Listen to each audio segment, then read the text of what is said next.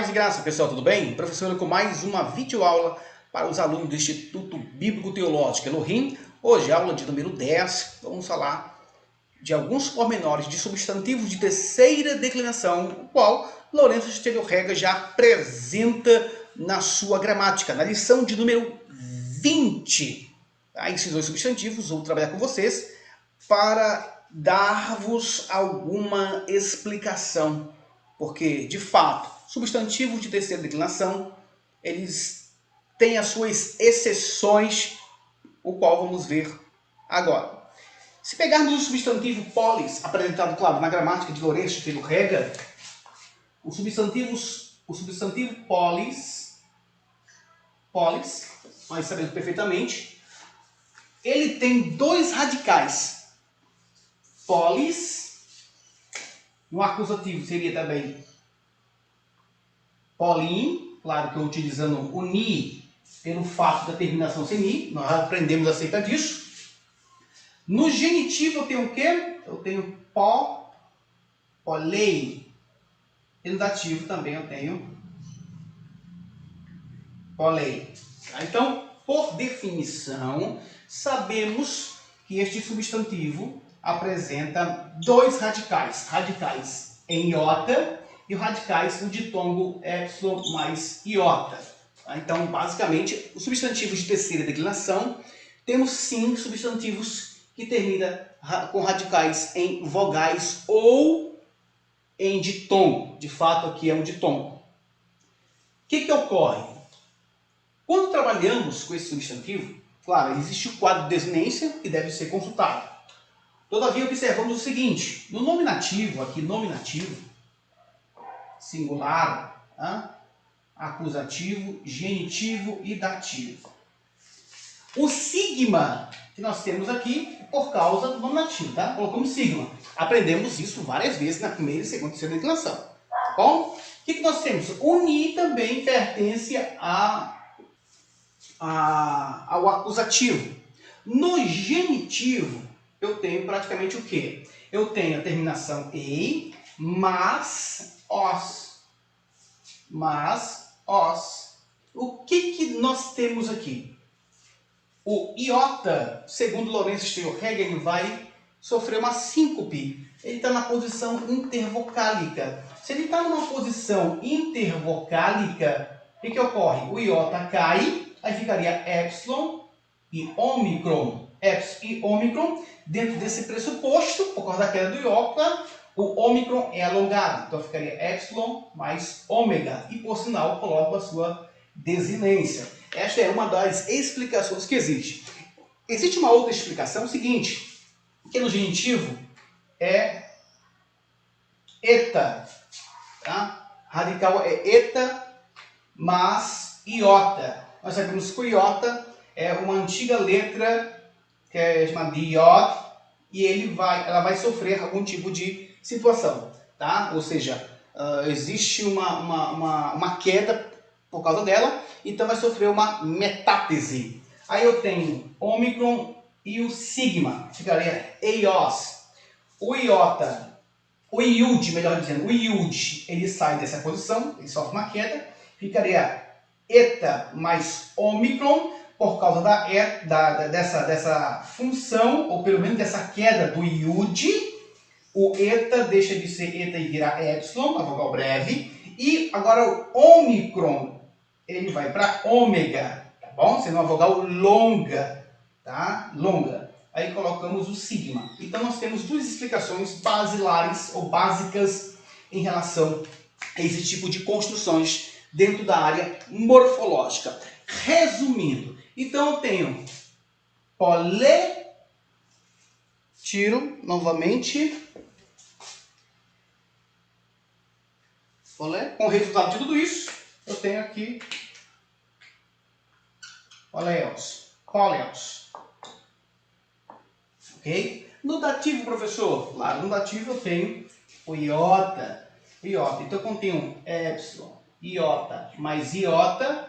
O iota, ele cai, ficaria epsilon iota, e essa contração daria o ditongo ei. Ficaria do singular. Agora, existe uma explicação para o plural que eu quero chamar-vos a atenção. Atenção. Tá? Isso aqui vai fugir um pouco da regra do que nós estamos acostumados de trabalhar. No plural, nós temos o seguinte. Nós temos o nominativo, ficaria polei, acusativo, polei, e também o vocativo, polei. Tá? Então, o que ocorre? Polei, eu utilizo a terminação do plural, aí ficaria epsilon, iota, mas es, ok? Tanto no nominativo quanto no acusativo. O que ocorre? O iota ele sofre síncope, posição intervocálica, ficaria epsilon mais epsilon, e já geraria eis. Então, de acordo com a própria gramática, ficaria poleis. Poleis. Tá? No nominativo acusativo. Então, poles. Poles. Tá? Professor, o acusativo está idêntico ao nominativo. De fato, gente, o que ocorre? O acusativo, dentro dessas construções, ele assimila ao nominativo. Por isso que tem que consultar os léxicos, principalmente o léxico analítico de William Demus, e também gramática de Lorenz Steinhegger e outras gramáticas morfológicas para descobrir as suas nuances.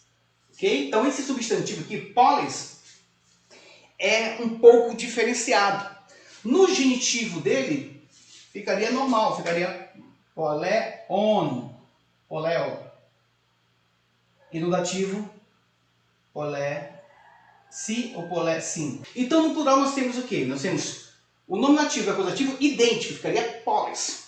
Porque o acusativo assimila a construção desse substantivo, dessas características do nominativo. O acusativo ele assimila. O genitivo fica por definição, porque eu tenho a sua terminação em ômega, e o dativo em si.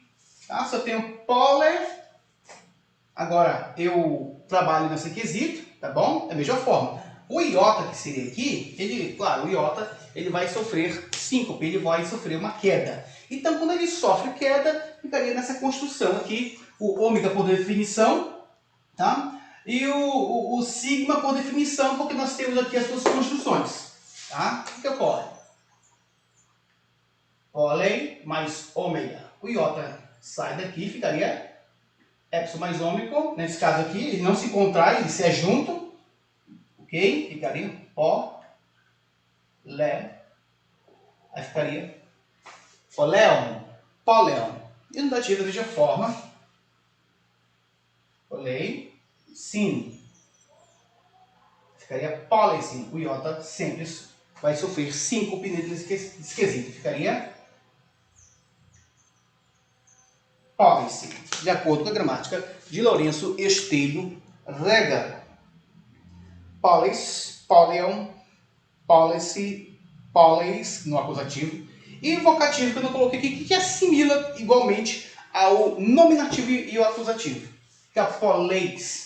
Tá? Então, simples desses substantivos aqui. Preste bastante atenção quando vocês estiverem trabalhando substantivos ou lendo o Novo Testamento, qualquer texto em grego que se refere ao grego koiné, principalmente do Novo Testamento, vocês devem entender perfeitamente como funciona. E se acontecer isso, vocês sabem que houve essa construção. Da mesma forma, nós temos um outro substantivo, basileus.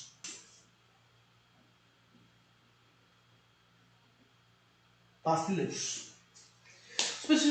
Substantivo basileus terminou em a sua construção aqui, eu, ou seja, nós temos aqui um ditongo. E o sigma é a sua desinência. Como trabalhamos esse substantivo, professor? Também é um pouco complicadinho, mas não é tão difícil assim não. Aí nós temos basileu, claro. Tá bom? Essa construção basileu, antigamente era construída assim, ó.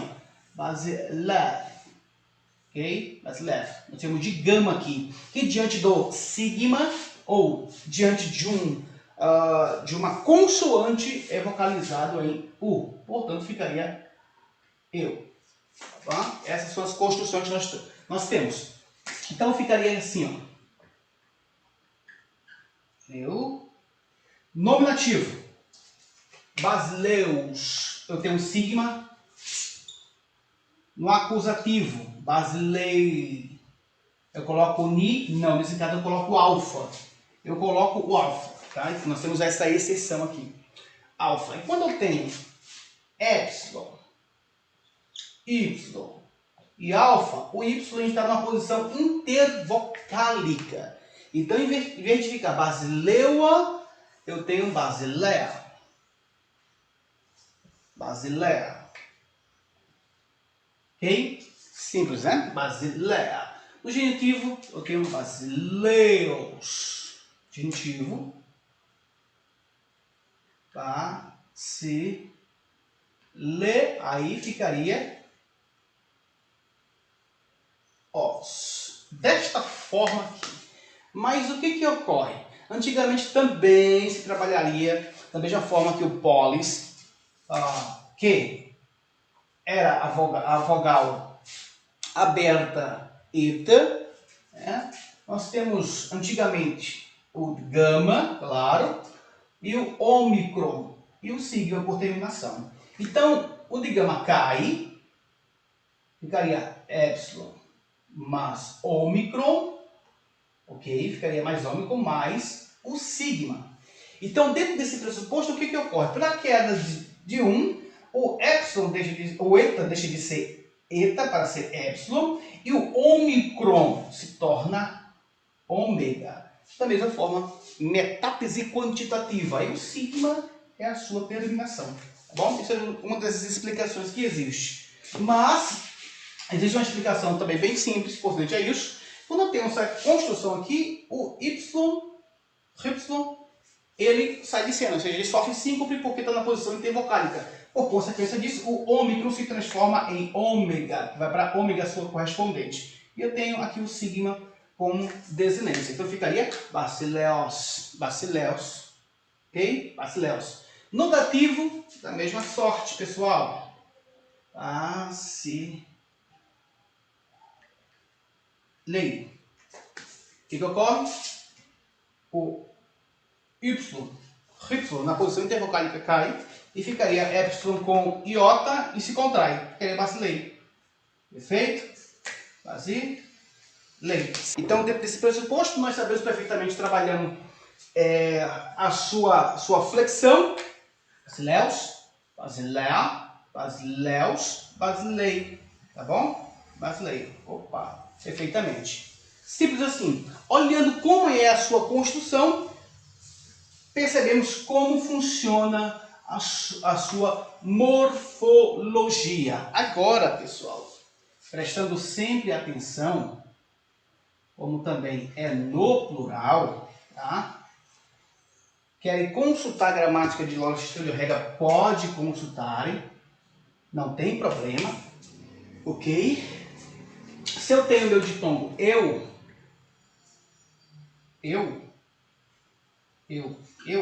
que é o ditongo, então vai sofrer algumas questõezinhas, tá? Similarmente ao polis, nós temos basileus no plural. O que ocorre?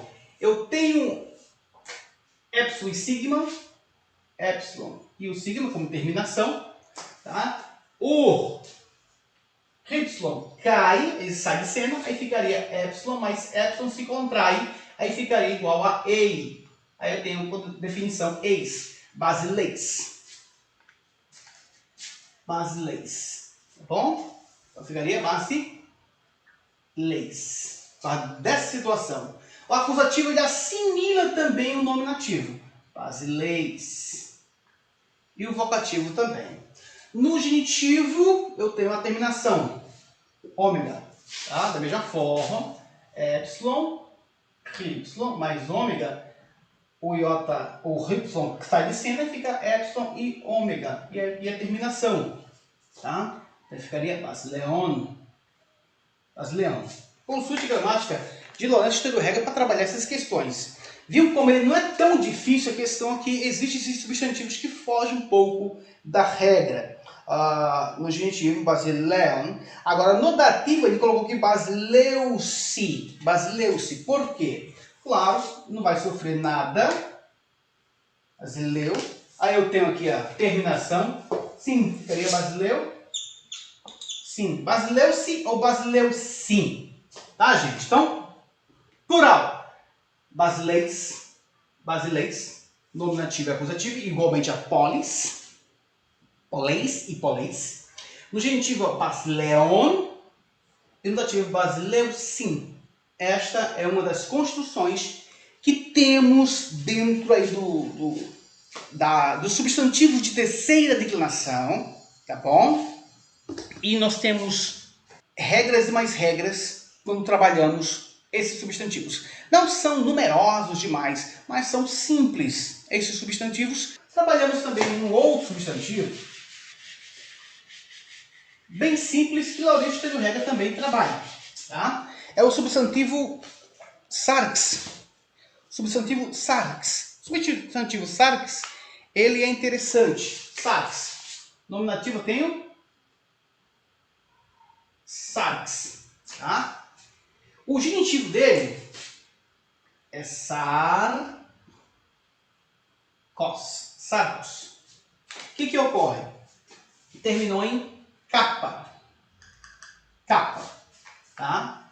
E terminando em capa, nós temos o capa pertencendo a uma oclusiva. Quando o capa pertence a uma oclusiva, ele vai sofrer uma oclusão dentro do nominativo, tá bom? Exemplo, eu tenho desinência e eu tenho a terminação capa, tá bom?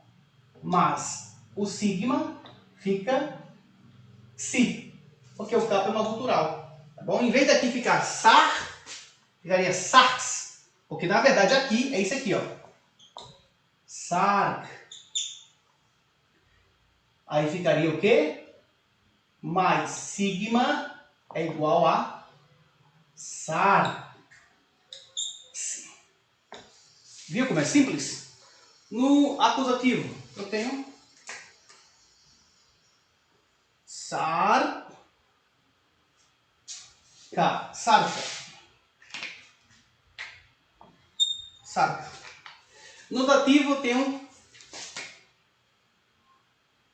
sarc. Sarc.